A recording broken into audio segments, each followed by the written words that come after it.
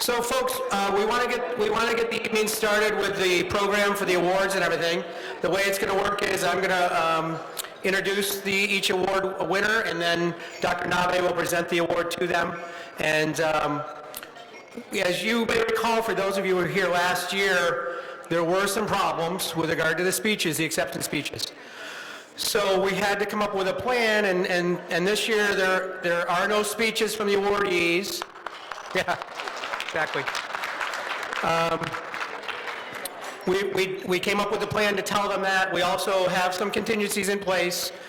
Our first thought was we were going to build a wall, but we didn't really have anybody to pay for it, so thought that was a stupid idea.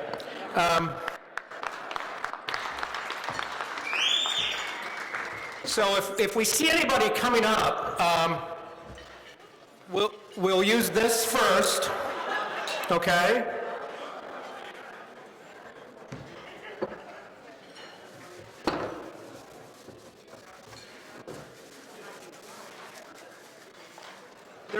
There will be a warning if you see somebody coming up,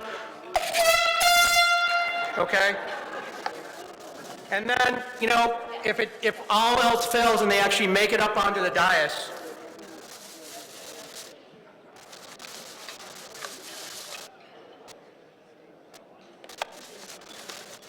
I actually have a claw hammer to hit them in the head with, okay? I watch a lot of Walking Dead. I think I can take the blow, okay? So we're going to get the awards started here. Some people asked me, did I introduce everybody beforehand? I tried to introduce everybody that I could, and our elected officials that were here. I did receive a text from somebody saying that I didn't introduce our city auditor, Marty Masterpole. Marty Masterpole is here, over there, Marty. As many of you may know, Marty is running for mayor, mainly because he's run for everything else. So it's the only thing left. It's okay. It's all right. The closest thing that Marty has come to becoming mayor is I believe he was president of his AV club in high school. So, that's the closest. I mean, city auditor's, good, but it's fine. He is a city resident, and now he's not going to vote for me. Okay. I know Senator DeFrancisco sitting here before when I was introducing people. He wanted me to introduce somebody sitting at my table. And she's not an elected official, but she is with the State Labor Department. Juanita Perez-Williams is here. And I'm happy that we got to have dinner at the same table because it was interesting. They came over and said, you can go up to eat now. And Juanita just sat there until they asked her to go up to eat. Really? Nobody gets that? The asking to run for mayor thing? Come on, people, would you keep up with me? Okay, fine. Andy Maxwell's here, who works for the mayor's office. He's announced for mayor. Folks, I know Judge Derek Thomas is over at the table with Andy. And Judge, if you could check, his mom called and asked him to make sure he ate his vegetables, please. Just checking. Another vote lost. Okay. We do have our town councilor for Town of DeWitt, Karen Doctors, here. Hello, Karen. And we know this is a big event. We know this is a huge event. Warren Well is here, and he does not have his beret on. We know it's big. Okay. I don't know the people. He's getting an award, Karen. I don't run into it, Karen. Okay. How about you want me to get the gavel, the claw hammer out? What do you want? Okay. So one of the other people that's here that's running for office is somebody that's running for surrogate's court judge, and it's Mary Kibe Smith. She's here in the back of the room. Mary, if you raise your hand. Now, honestly, Mary's position as surrogate court judge is one of the most important things because they protect whatever you leave to your families, and they make sure that your family doesn't take it all against your wishes. So it's an important office that she's running for. A lot of people don't know about it, but it is very important. I wanted to let everybody know that we did receive an email from Governor Andrew Cuomo. All right, are you laughing yet? Okay. So Governor Cuomo, he sent an email. He says, I'll just read it. I offer my congratulations to the Greater Onondaga County Labor Council. My congratulations go out to all the award winners and all the men and women in organized labor for all you do for our community. I regret that I could not attend tonight. However, my travel schedule would not permit it. I would have attended, however, if the dinner was in Salve, get it, with Salina, or any other towns around that city you are currently in. And there is a postscript. It says, P.S. Isn't Joni awesome? Okay. We did get a tweet from Donald Trump. He says, congratulations, and that's spelled incorrectly, of course, to you Labor Council people. I know that you are greatly excited that I have tweeted you. I hope that you have a bigly event. Das Vidanya. Okay. With that, we're going to get to the awards. Our first award is for Friend of Labor. This award is intended for a non-affiliated member of the public who has helped advance the cause of the working men and women of Onondaga and Madison County. The Friend of Labor award this year goes to Karen Rigney and Sam Young. They are the WIC counselors who participated in the minimum wage challenge in March 2016 and supported the Fight for $15 campaign to raise New York State's minimum wage to $15 per hour. The minimum wage challenge required participants like Karen and Sam to experience what it's like to live on a minimum wage. Each day during the challenge, they had to face the restrictions imposed on buying food and obtaining public transportation with a limited income. Karen and Sam not only endured these difficulties, but they also posted their experiences to social media, acknowledging their appreciation of the challenges faced by low-wage working people. Few elected officials chose to participate in the minimum wage challenge. We recognize Karen and Sam Young as 2016 Friends of Labor for their participation and their efforts to inform the public that raising wage standards helps our whole community. Karen, Sam, come on up.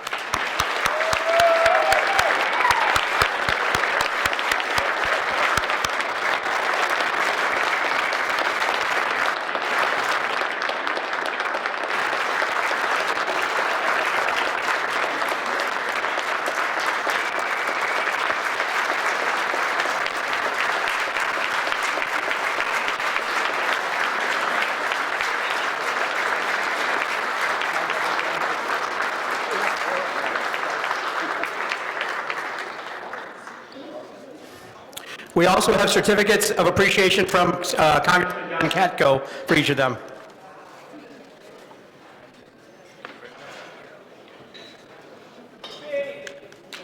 All right, congratulations.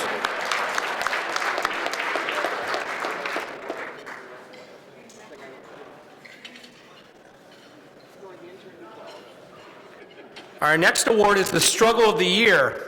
This award is intended for unions or workers who went through a particular struggle for justice. The criteria could have been an organizing campaign, contract campaign, or strike, etc. The 2016 Verizon strike is the struggle of the year that's been selected. 39,000 Verizon strikers returned to work June 1 after a 45-day strike after beating back company demands for concessions on job security and flexibility. They won an additional 1,300 additional union jobs and achieved a first contract at 7 Verizon wireless stores. The CWA and electrical workers, IBEW, won a 10.5% wage increase over 4 years. They increased contributions to their pensions, protections against outsourcing of call center jobs, and a reversal of subcontracting proposal. Verizon provoked the strike by proposing to shut down U.S. call centers, outsource work to low-wage locations abroad, cap pension contributions at 30 years, and drastically expand its ability to send employees on assignments far from home. This was despite the unions granting $200 million in concessions on health care benefits before the strike. These concessions, which include higher premiums, deductibles, and out-of-pocket expenses, remain in the new contract through the wage increases, though the wage increases will help soften their impact. Workers continued to strike even though the company cut strikers' health insurance, putting additional financial hardship on those who remained out of work. Yet the strikers and their unions remained united. Secretary of Labor Thomas Perez helped facilitate the deal, but the real battle was won on picket lines, including union members in the Syracuse area who were on the strike line at the Thompson Road facility 24/7 for the duration.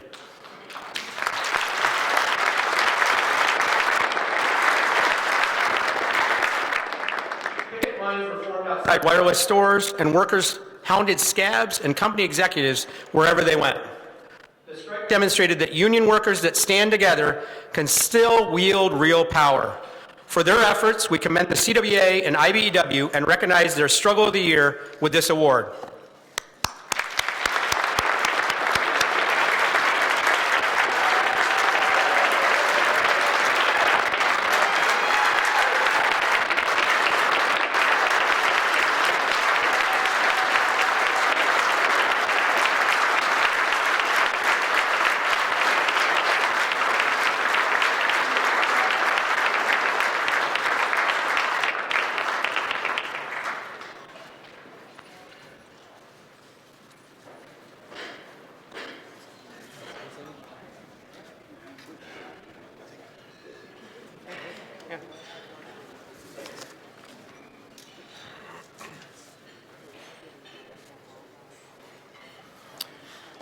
I can certainly attest to the fact that they were out there on the picket lines.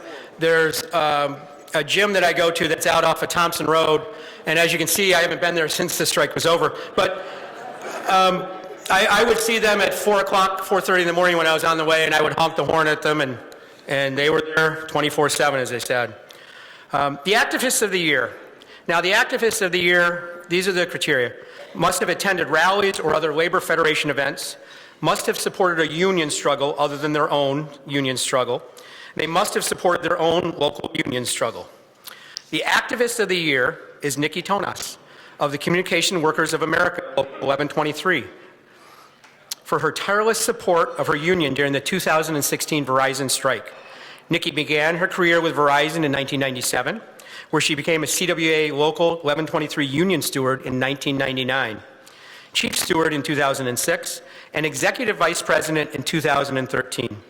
She is also an organizer for the union and is currently negotiating a first contract for the American Red Cross collection technicians and collection specialists. During the Verizon strike, Nikki was the coordinator for picketing at Verizon Wireless. She served as a liaison between CWA and the labor community, arranged Red Cross blood drives, and established pickets in several locations in the Syracuse area. Her commitment and drive helped to bring the strike to a successful conclusion. We are honored to recognize Nikki Thomas as the 2016 Activist of the Year.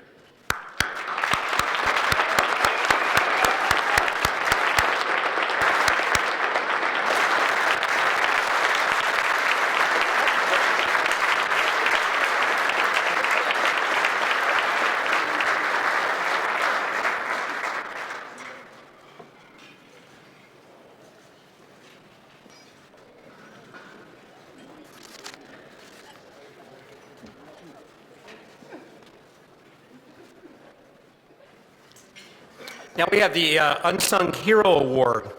This award is intended for the labor leader or activist. What the?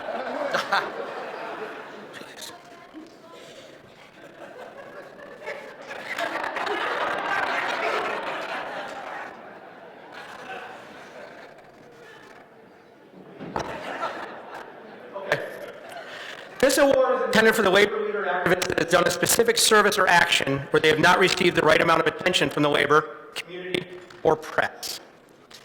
The 2017 Unsung Hero Award goes to Kathy Zabinski, president of CSEA Local 834. Kathy is being recognized for her steadfast pursuit of a fair contract for county workers during extended negotiations from 2013 to 2016. Kathy joined CSEA Local 834 in 1986 and was elected Corrections Unit Secretary and then elected Corrections Unit President in 2009, a position that she held for 4 years, before becoming president of the local in 2013. The same year, she joined the union's bargaining team to negotiate a new contract. Part of her role on the team was to act as liaison for the 8 unit presidents who represented over 3,000 county workers. Negotiations dragged on as the parties could not reach an agreement over health care and wages.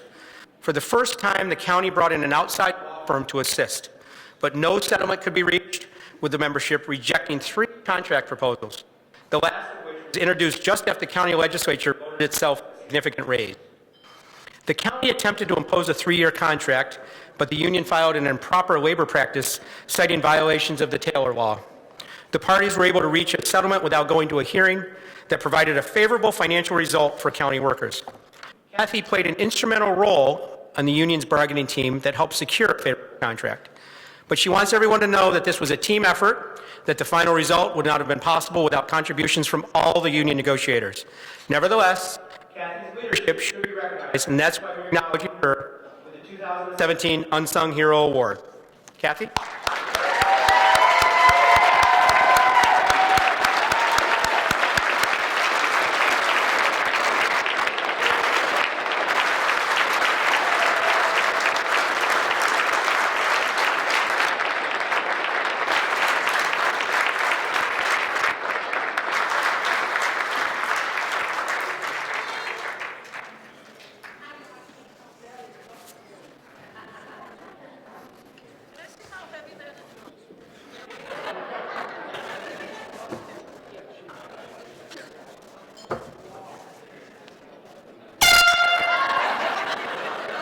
And I'm watching all of you people. I'm watching each and every one of you.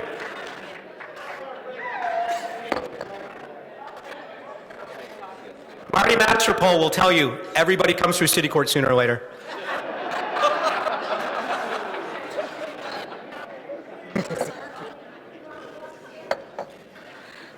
So, the next award is the Bernie DeJoseph Legend.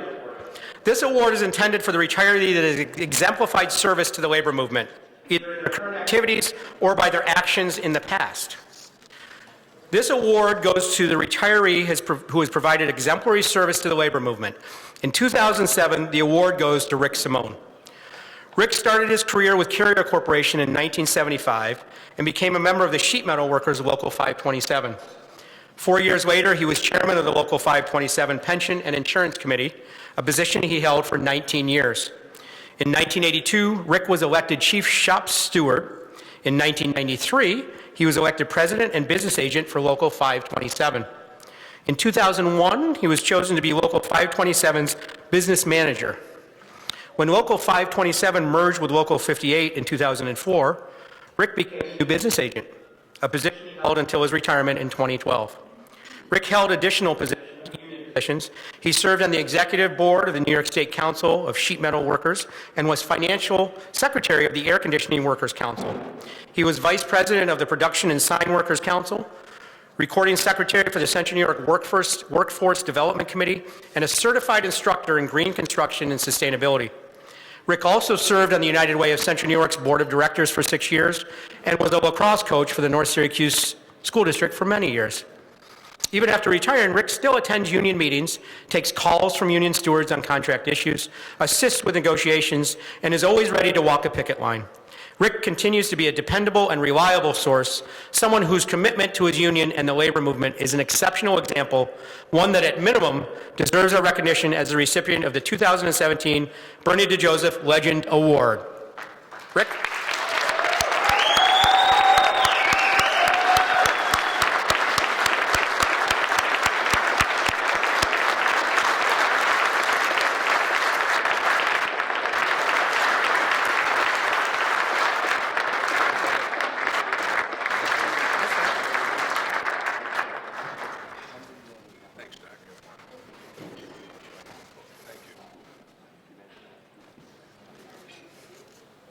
Dr. Nave said you can say something if you want. No? I can say something? You can, yeah. Oh, yeah. Yeah. He just wants to slam me. No. That's I'll from take the Congressman camp. Shepard. Here, let me take the hammer. Here, I'll hold on to this. Go ahead. Go ahead. I don't trust these guys at all.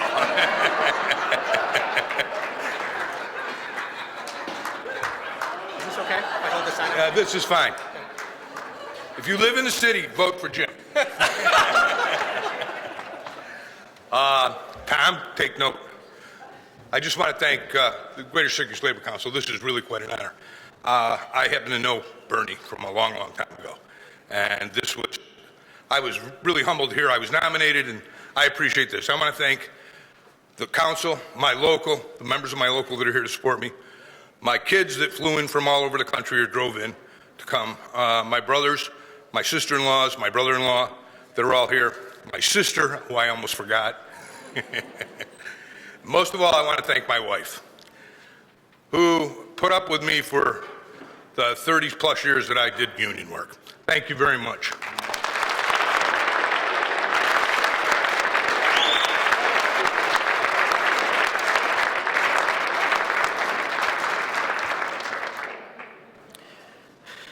I only wish Dave Scalise and Ralph Leakey were here to see how that's done.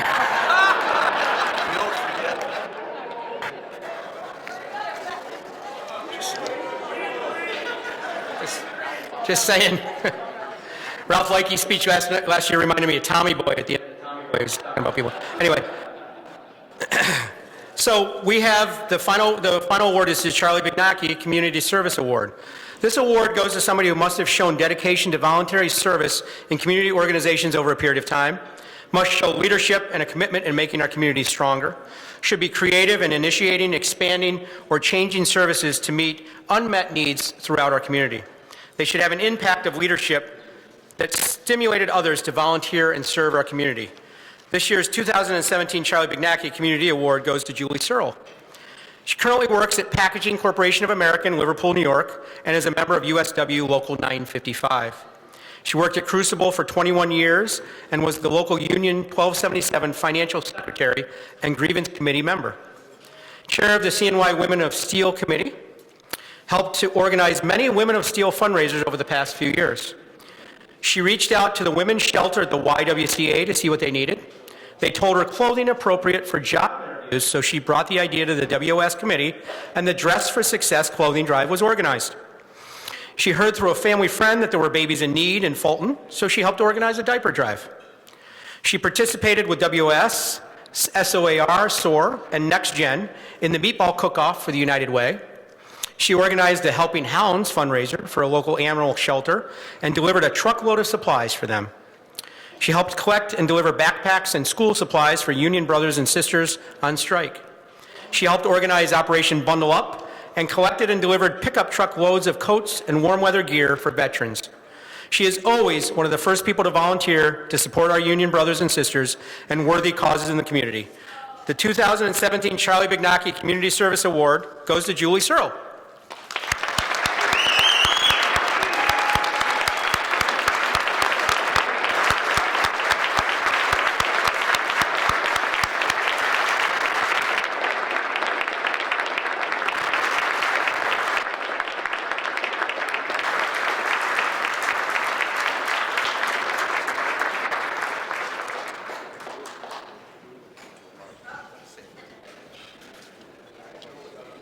I'd like to thank the Labor Council. They're a big part of the success we have with Women of Steel.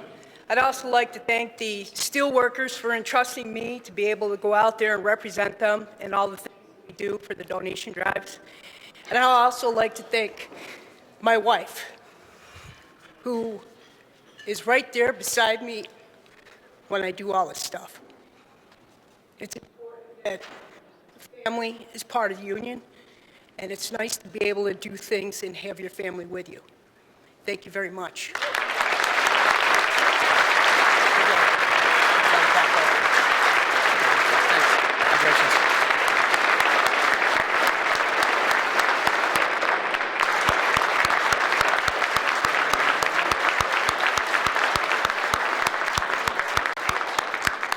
Thank you very much. That concludes our award ceremony.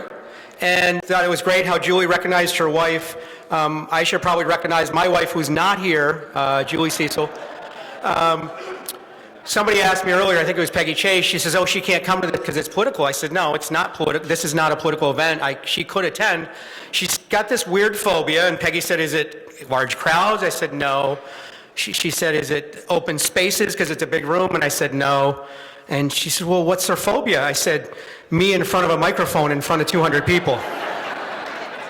So she'd rather be elsewhere when I have a microphone in front of me. So I think we're going to end with the 50-50. Before we draw the 50-50, you can come on up, Lori.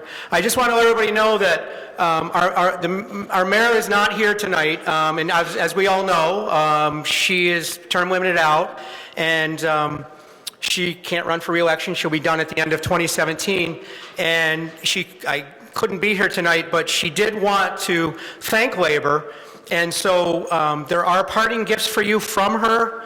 So when you leave the building, there will be a process server to serve you with your own individual lawsuits. Come on, that had to get more than that. People are killing me up here. It's a tough crowd. Apparently when people are in handcuffs, I'm much funnier. I don't know, must be.